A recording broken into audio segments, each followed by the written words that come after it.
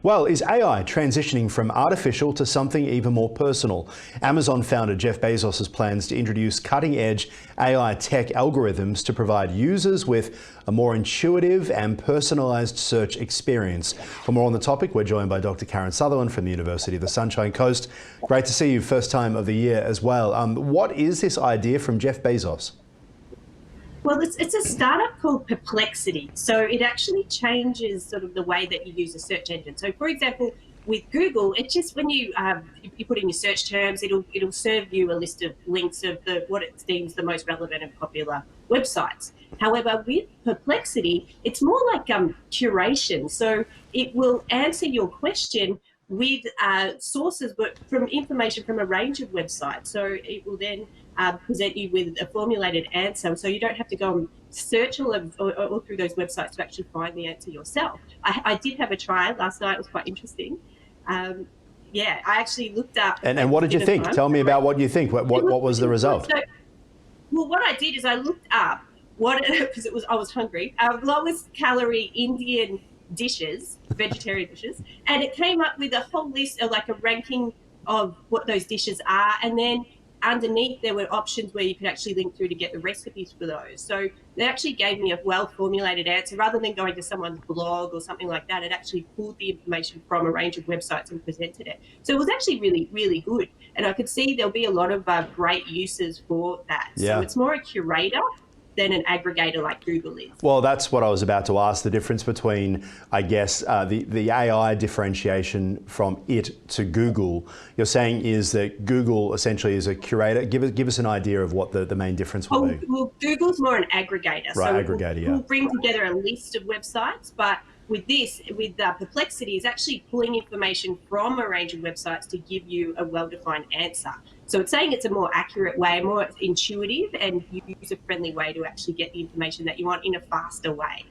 Yeah, it's really funny, isn't it? Google seems like it is the point that everybody compares itself to, right? So what do you think the impact of an initiative like this will have on the broader tech industry as well as competition with Google? Will Google have to up its game? We remember when ChatGPT became a big thing last year, investors were panicked about Google and Google had to come up with something.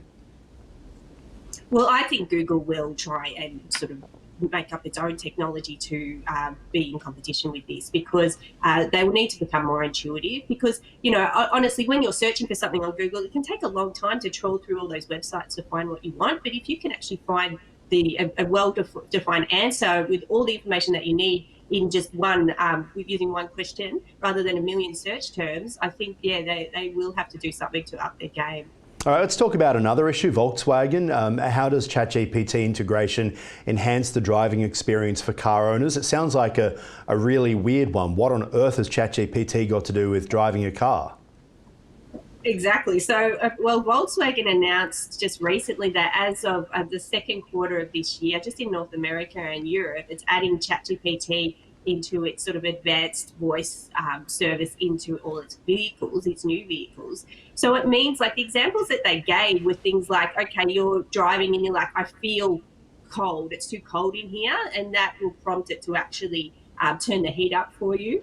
Or you could be driving, and because there's all that sort of GPS and everything, you could say, where's the best Italian restaurant in this area? And based on things like reviews and things like that, it could actually take you to that place. I feel like there is just this massive rush at the moment from different companies trying to link themselves with AI. And this feels like one of the more desperate attempts, I've got to say. I mean, the idea of it feels a bit cold in here, and then ChatGPT tells the car, let's make it warm. I think any of us who've had experience with ChatGPT, at this stage, it is not ready to control your vehicle.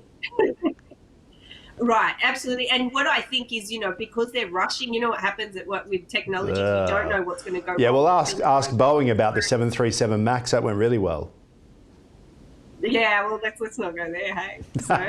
No, but the point is that you really have to make sure in this technological world, and we're talking about AI, that you have to make it really simple and you have to make it work, right? Otherwise, the process will confuse people. I mean, I still love the story about BMW, who came up with this subscription fee that if you want to warm the seat in your car that you've bought with the technology already in the car, you have to pay a $29 subscription fee each month just so that it will warm your seats. And they thought that that was totally okay.